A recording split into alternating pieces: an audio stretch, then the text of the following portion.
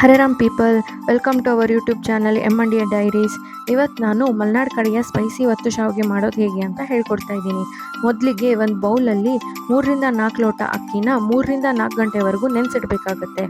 ಆಮೇಲೆ ಮಿಕ್ಸಿ ಜಾರಿಗೆ ಈ ಅಕ್ಕಿ ಜೊತೆಗೆ ಸ್ವಲ್ಪ ಉಪ್ಪು ಹಾಗೆ ನೀರು ಹಾಕಿ ನುಣ್ಣಗೆ ರುಬ್ಬಬೇಕಾಗತ್ತೆ.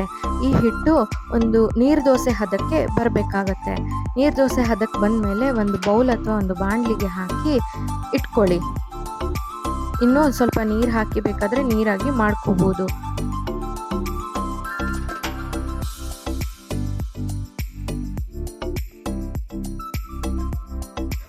ನೆಕ್ಸ್ಟು ಸ್ಟವ್ ಅಂಟಿಸ್ಬಿಟ್ಟು ಆ ಬಾಣಲಿಲಿರೋ ಹಿಟ್ಟನ್ನು ಮಗಚ್ತಾ ಇರಬೇಕಾಗತ್ತೆ. ಎಲ್ಲಿವರೆಗೂ ಮಗಚಬೇಕಾಗತ್ತೆ ಅಂದರೆ ಹಿಟ್ಟು ಗಟ್ಟಿಯಾಗಬೇಕು, ಗಟ್ಟಿಯಾಗಿ ಅರ್ಧ ಬೆಂದು ಇರಬೇಕು. ಆ ಹಿಟ್ಟು ಮತ್ತು ಮುದ್ದೆ ಕಟ್ಟಕ್ಕೆ ಬರಬೇಕು, ಅಲ್ಲಿವರೆಗೂ ಮಗಚ್ತಾನೇ ಇರಬೇಕಾಗತ್ತೆ. ಸೊ ಇದನ್ನು ನೋಡ್ಕೊತ ಮಗಚ್ತಾನೇ ಇರಬೇಕು, ಬಿಟ್ಟರೆ ತಳ ಹಿಡಿದ್ಬಿಡತ್ತೆ. ಸೊ ನಿಮಗೆ ಹೆಲ್ಪರ್ ಬೇಕಾದರೂ ಇಟ್ಕೊಳ್ಬೋದು. ಸೊ ನೋಡಿ ಈ ವಿಡಿಯೋದಲ್ಲಿ ಮಗ್ಚಿ ಎಷ್ಟು ಮಗ್ಚಿತಾ ಇದ್ದಾರೆ ಅಂತ.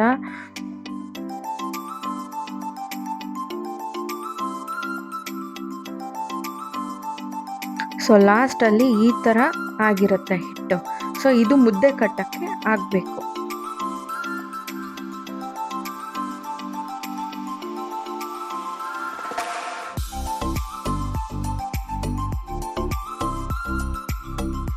ನೆಕ್ಸ್ಟು ಒಂದು ಇಡ್ಲಿ ಕುಕ್ಕರ್ ಅಥವಾ ಸ್ಟೀಮರಲ್ಲಿ ಈ ಹಿಟ್ಟನ್ನು ಮುದ್ದೆ ಕಟ್ಟಿ ಇಡಬೇಕಾಗತ್ತೆ. ಸೊ ಮುದ್ದೆ ಕಟ್ಟೋಕ್ಕೆ ನೀವು ಒಂಚೂರು ನೀರನ್ನು ಕೈಗೆ ಮುಟ್ಕೊಂಡು ಮುದ್ದೆ ಕಟ್ಟಿ ಇಡ್ಬೋದು. ಆದರೆ ನೀರನ್ನು ಜಾಸ್ತಿ ಯೂಸ್ ಮಾಡೋಕ್ಕೆ ಹೋಗಬೇಡಿ.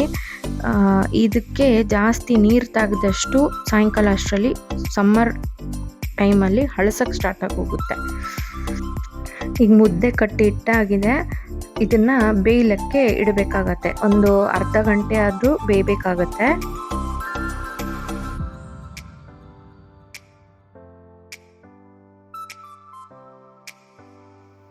ಇದೀಗ ಬೆಂದಾಗಿದೆ. ಸೊ ಇದು ಬೆಂದು ಆಗಿರೋದ್ರಿಂದ ನಾನು ಶಾವಿಗೆ ಒತ್ತೋ ಮಣೆಯಲ್ಲಿ ಒತ್ತಕ್ಕೆ ರೆಡಿ ಮಾಡಿ ಇಟ್ಕೊಂಡು ಒತ್ತಾ ಇದ್ದೀನಿ. ಇದು ತಣ್ಣಗಾಗೋ ಮುಂಚೆ ಒತ್ತಿದ್ರೆ ತುಂಬ ಒಳ್ಳೆಯದು. ನಮ್ಮ ಮನೇಲಿ ಶಾವಿಗೆ ಮಣೆ ಇದೆ, ಇಲ್ಲದಿದ್ದವರು ಚಕ್ಲಿ ಒರಲಲ್ಲಿ ಯೂಸ್ ಮಾಡ್ಬೋದು. ಶಾವಿಗೆ ಜಾಸ್ತಿ ಇದ್ದಾಗ ಒತ್ತಕ್ಕೆ ಇದೇ ಬೆಸ್ಟು. ಆ್ಯಕ್ಚುಲಾಗಿ ಹೇಳಬೇಕಂದ್ರೆ ನಮ್ಮ ಮಲೆನಾಡು ಕಡೆ ಎಲ್ಲರ ಮನೇಲೂ ಶಾವಿಗೆ ಮಣೆ ಇದ್ದೇ ಇರುತ್ತೆ.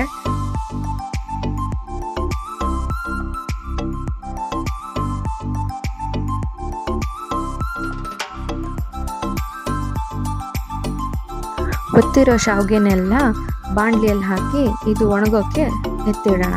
ಸೊ ಇದನ್ನು ಸೈಡಿಗೆ ಇಟ್ಬಿಟ್ಟು ಇದಕ್ಕೆ ಸ್ಪೈಸಿ ಗೊಜ್ಜು ರೆಡಿ ಮಾಡ್ಕೊಳ್ಳೋಕ್ಕೆ ಇನ್ನೇನೇನು ಇಂಗ್ರೀಡಿಯೆಂಟ್ಸ್ ಬೇಕು ಅಂತ ಹೇಳ್ತೀನಿ.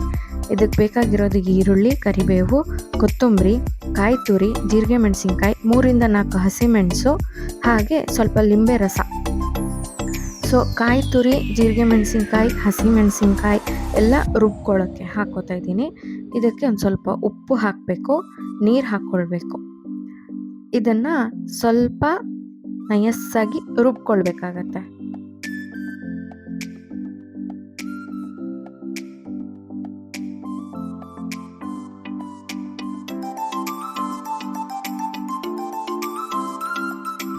ಈ ಥರ ಪೇಸ್ಟ್ ರೀತಿಯಲ್ಲಿ ರುಬ್ಕೊಳ್ಬೇಕಾಗತ್ತೆ.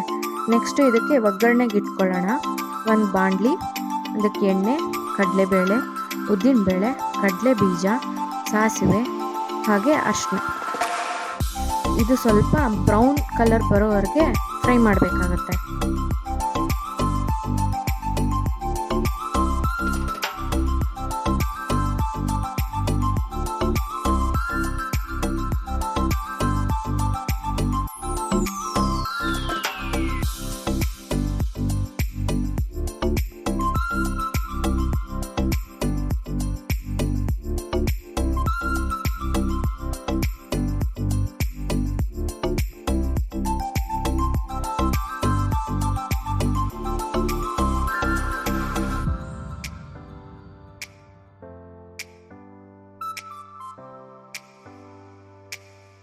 ಇದೀಗ ಬ್ರೌನ್ ಕಲರ್ ಬಂದಿದೆ. ಇದಕ್ಕೆ ಈರುಳ್ಳಿ, ಕರಿಬೇವು ಹಾಕಿ ಫ್ರೈ ಮಾಡೋದು.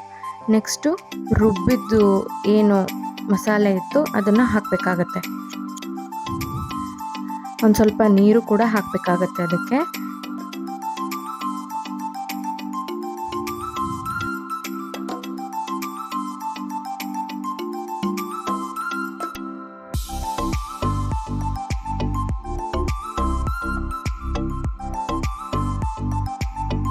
ನೀರೆಲ್ಲ ಹಿಂಗೋಗೋವರೆಗೂ ಇದನ್ನು ಚೆನ್ನಾಗಿ ಕುದಿಸ್ಬೇಕಾಗತ್ತೆ.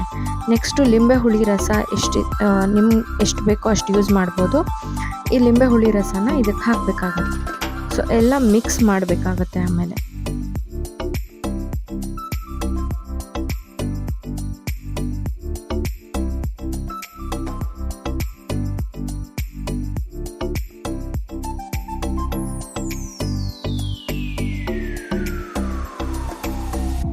ಸೊ ಗೊಜ್ಜೀಗ ರೆಡಿ ಆಗಿದೆ. ನೆಕ್ಸ್ಟ್ ಇದನ್ನು ಶಾವಿಗೆಗೆ ಹಾಕಿ ಮಿಕ್ಸ್ ಮಾಡೋದಷ್ಟೇ.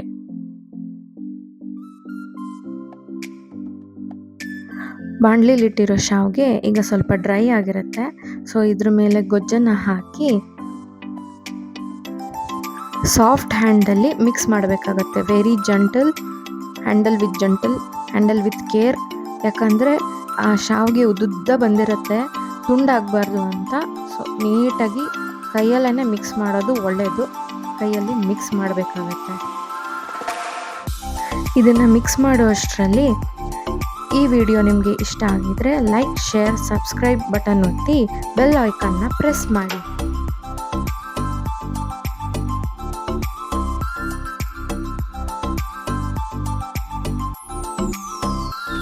ಪೂರ್ತಿ ಮಿಕ್ಸ್ ಆದಮೇಲೆ ಕೊತ್ತಂಬರಿ ಸೊಪ್ಪನ್ನು ಉದುರಿಸಿ ತಟ್ಟೆಗೆ ಹಾಕಿ ಸರ್ವ್ ಮಾಡಿದರೆ ಮಲೆನಾಡು ಕಡೆಯ ಸ್ಪೈಸಿ ಒತ್ತು ಶಾವಿಗೆ ರೆಡಿ.